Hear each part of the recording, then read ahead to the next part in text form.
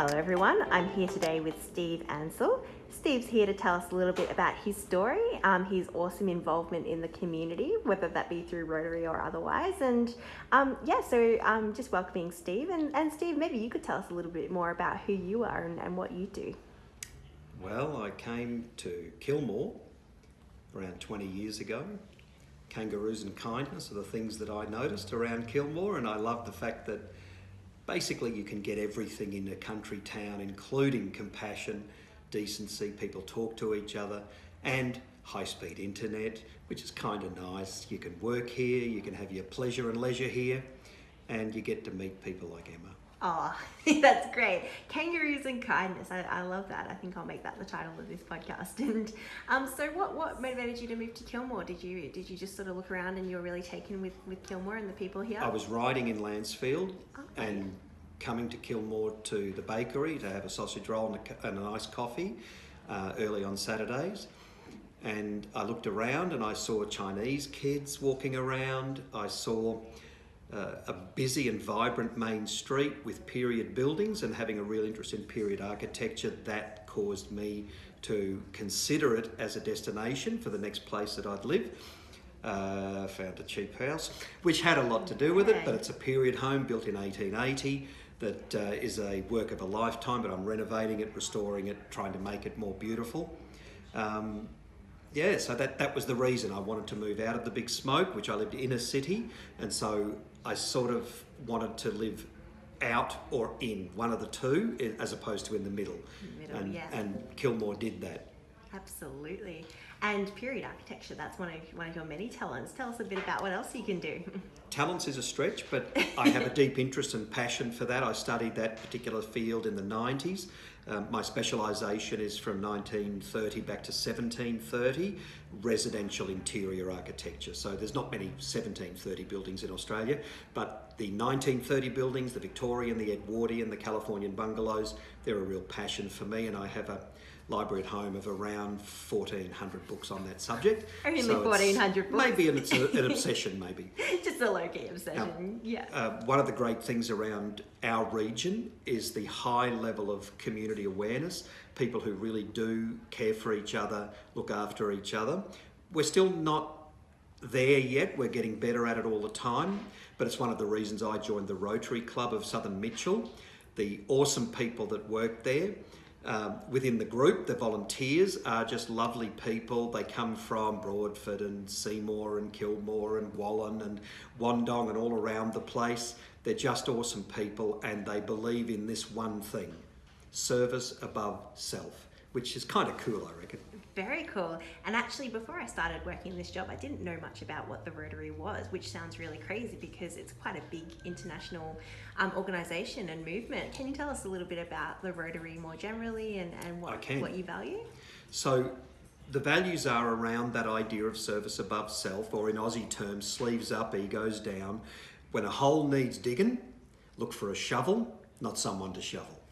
And so your finger just went in front of it. Thank you. Super professional, as you can tell. And so it really aligned with my values. I get enough love from my clients in the work that I do, and the ego gets stroked enough with all of that sort of stuff. It's great to be a member of a group, especially we've got a small club. We do want more members, because 40 people helping out somewhere is a lot easier than 4 people helping out somewhere. 40 has its own problems, but still, we do want more members. And if you're interested in doing really good work, but not continuously getting accolade and all of that, then Rotary is a wonderful opportunity to do that. The work that Rotary does, for example, in disease eradication, Rotary has been acknowledged globally as the organisation that eradicated polio from our planet. Polio at its highest had 537,000 diagnosed cases. Last year there were 19. Wow. That's kind of cool stuff. Our own tiny little club 23 years ago, a lady called Moira Kelly said she wanted to build a foundation that helped children in terrible conditions and circumstances with grave illnesses or physical conditions to be brought to Australia from other nations and then cared for, and either processes to assist them to live better, to actually save their lives, or operations that were necessary to be performed. She wanted to build a foundation that did that at no cost to the individual.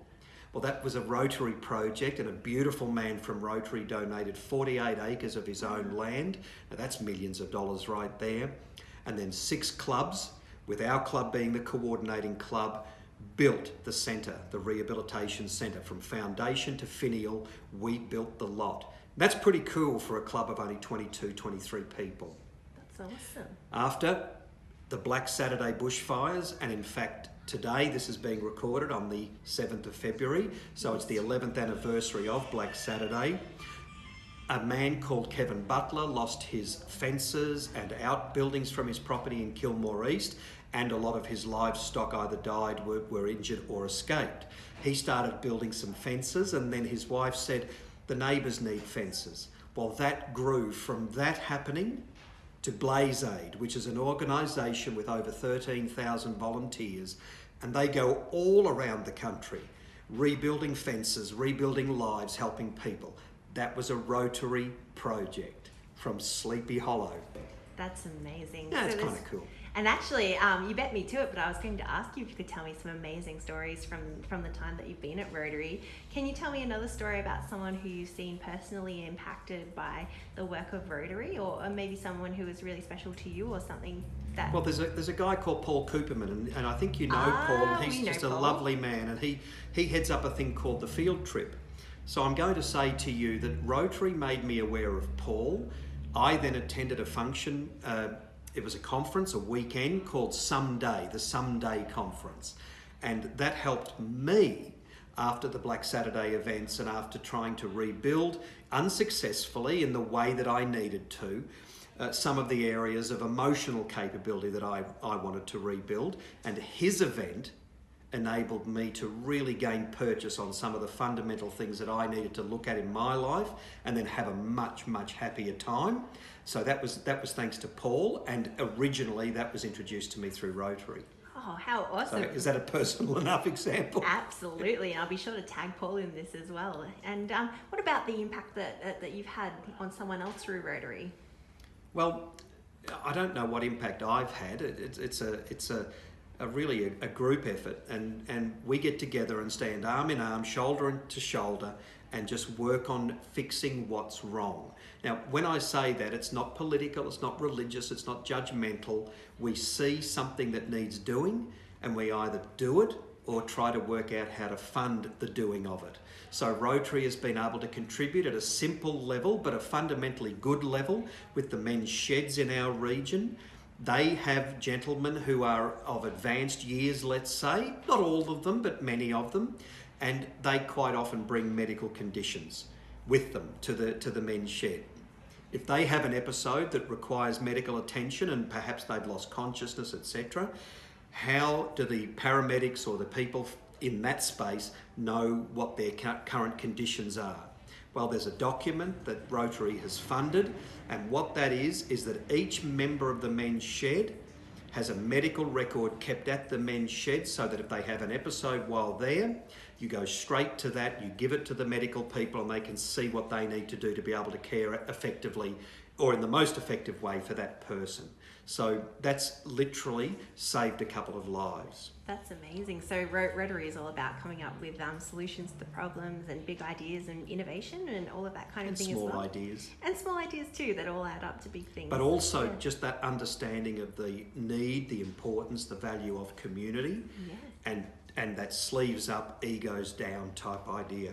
Can you tell me a bit more about sleeves up, egos down? Because that's quite a unique motto, and something that I've heard mentioned quite a few times when I've encountered the Rotary.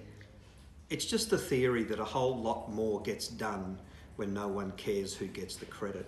That's amazing. That's really interesting. So it's about doing things with the right intentions in mind, and just sort of disregarding ourselves in all of this. Well, we're there. We get the love of doing it. We get the love of our fellows, the men and ladies that are our compatriots in the organisation. So, you know, you look across that room at Tuesday nights up at Trackside and you go, you know, you're an amazing microbiologist and a specialist in viruses. You can help us understand how we might be able to help effectively with the coronavirus or terrible things that are happening in that way. And that person is the most understated person that you'd ever meet. But her name is Mari, and Mari is just this beautiful human being, a warm and loving soul who cares about the healing, not the accolade that she might receive. And there's something tremendously warm about that. Pretty Aussie too. Yes, very much so. And actually, is there anyone else that you'd like to tell us about in the Rotary who you feel, you know, you'd just like to give them a shout out and you think they're really incredible people who you'd like to give them some recognition? Well, it's a little difficult because a lot of them will be embarrassed at being identified and nominated, but there's a lovely gentleman, and they're all tremendous people. We all bring our own foibles, our scars, our scrapes and knocks from life. And so, apart from me, of course, I'm the vision of perfection, but there's a gentleman by the name of Tony, and Tony is a beautiful, beautiful human being. He radiates love for people, very funny man. He's Italian, so he's got that tremendous warmth, and he is a man that is always there to help. Whenever something needs doing, and I mean the metaphorical or actual heavy lifting, Tony is just there. And he's awesome, and he's very funny. He does have a joke or two at my expense from time to time. Of course, and that really kind of embodies the spirit of the Rotary. And it's required. Yeah, absolutely, absolutely. It's serious work, but we don't need to, you know, take ourselves that seriously.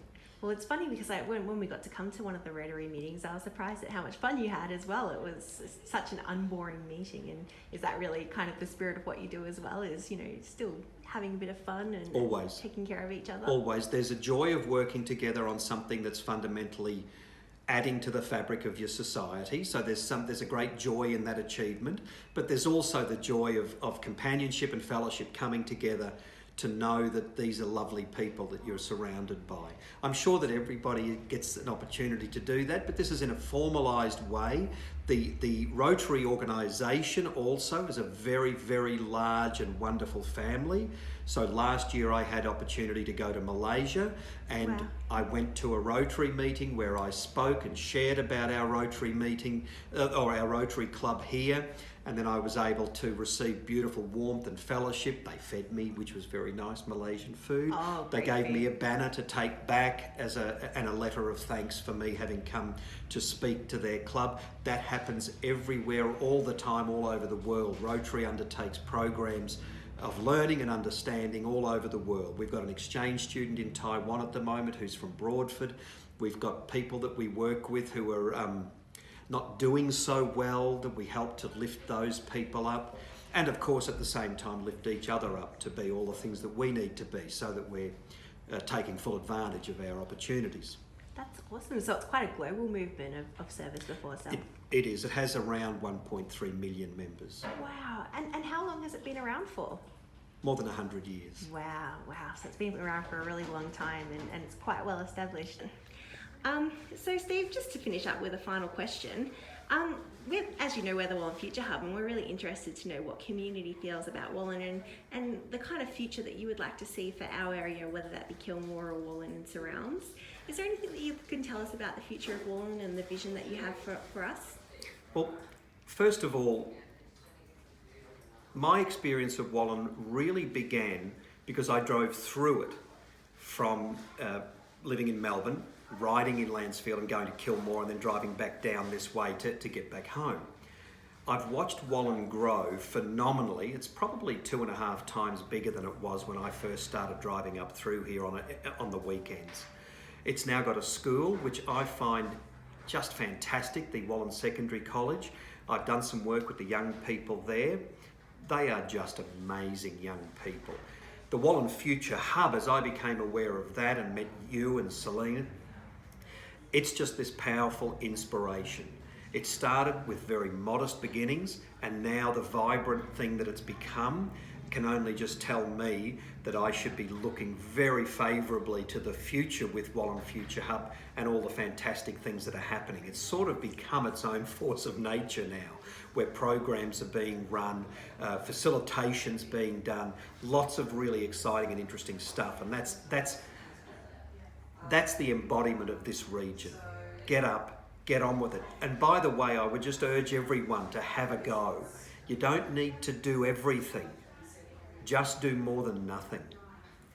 That's an amazing note to finish on, and I feel like at the same time I'd love to also acknowledge that Steve's been with us and he's believed in us right from the very beginning. I remember when we were here with concrete floors and a cold kitchen, we were sitting there having cups of tea and discussing the vision with Steve, and he's been sort of an ambassador for us ever since, and has really believed in what we're doing right from the very start. So it's an absolute privilege to have you here today, Steve, and to chat about your journey. And yeah, so thank you so much for sharing your insights and your history, and we will certainly all be seeing you around Kilmore and Wallan as you're very involved in communities. So thanks again, Steve. Thanks, Ed.